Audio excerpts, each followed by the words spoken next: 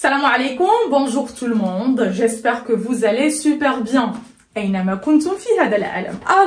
pour ce qui est de la dernière vidéo, la vidéo dans laquelle nous avons parlé de l'emploi de D, de les et de de à la place de D. Alors, je me rappelle très bien vous avoir proposé à la fin de la leçon un exercice. Dans cet exercice, il y avait des phrases et on devait employer soit le les, soit le des, soit le de, d'accord, pour appliquer la règle et pour vérifier si nous avons bien compris ce que je vous ai proposé. Alors, ou alors ce que je vous ai expliqué. Alors, il y avait la dernière phrase.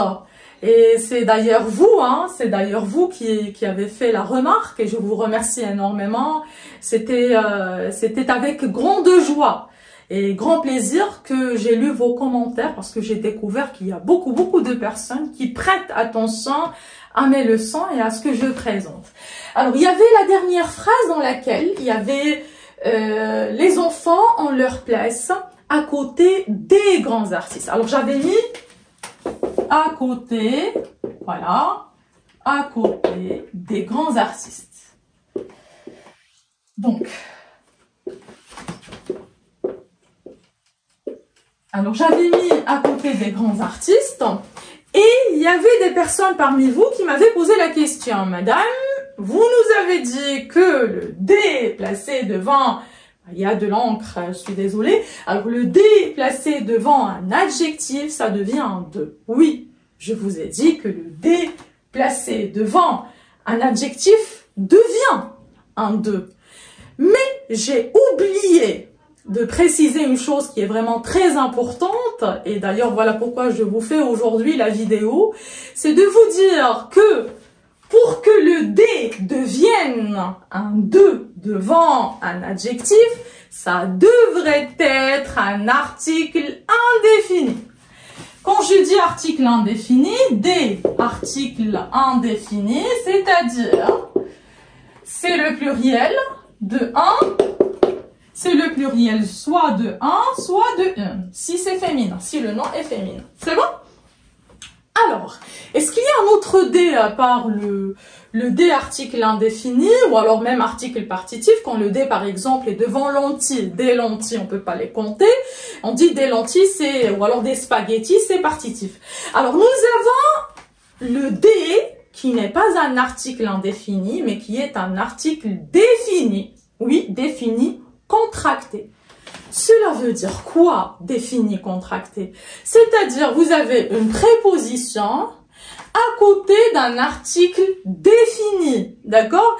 Et on les fusionne de façon à avoir un article comme le D. Alors, c'est quoi le D? Le D, normalement, c'est le de plus le les. Alors, c'est la préposition, ça c'est une préposition, c'est la préposition de plus l'article défini les.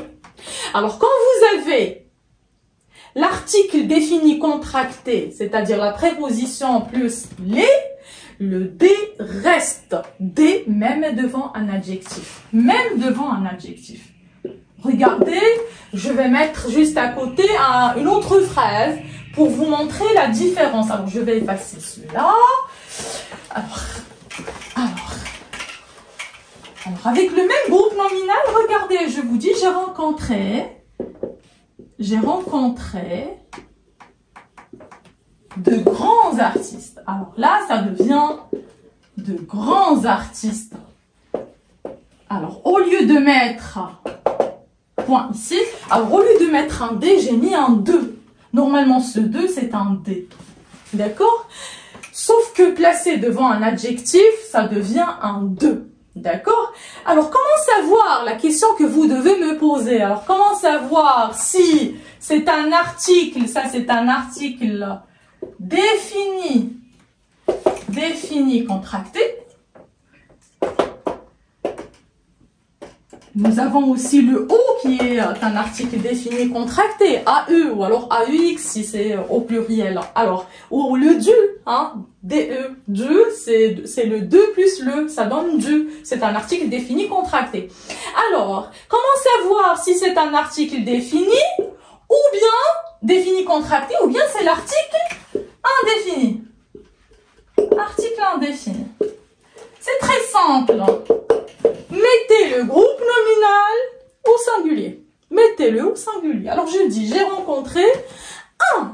grand artiste. Et ça se dit, c'est tout à fait correct. J'ai rencontré un grand artiste.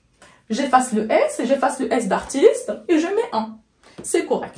Alors, faisons la même chose pour la première phrase. Les enfants ont leur place à côté un grand artiste. À côté, un grand artiste, c'est pas possible. Déjà, à côté, c'est une locution prépositive qui est construite avec la préposition de. On dit à côté de. À côté de. Alors, déjà, vous devez avoir ici le de. Alors, on comprend que le de ici n'est pas un article indéfini, mais c'est plutôt la préposition de plus les. D'accord? Ou bien si vous avez un verbe qui se construit avec la préposition de, d'accord? Là, vous allez garder le D. Je parle des grands artistes. Je parle de qui? Je parle de qui? On parle de quelqu'un ou alors de quelque chose. Alors, je parle des grands artistes. C'est bon? Par contre, ici, rencontrer, c'est un verbe qui ne se construit pas avec la préposition. Alors là, on met un groupe nominal sans préposition. D'accord? Et là, c'est un article indéfini. C'est bon? Alors, la règle dit que pour que le D devienne un de devant un adjectif, ça devrait être un article indéfini. Faites attention car on peut même avoir un D qui est un article défini contracté. Voilà.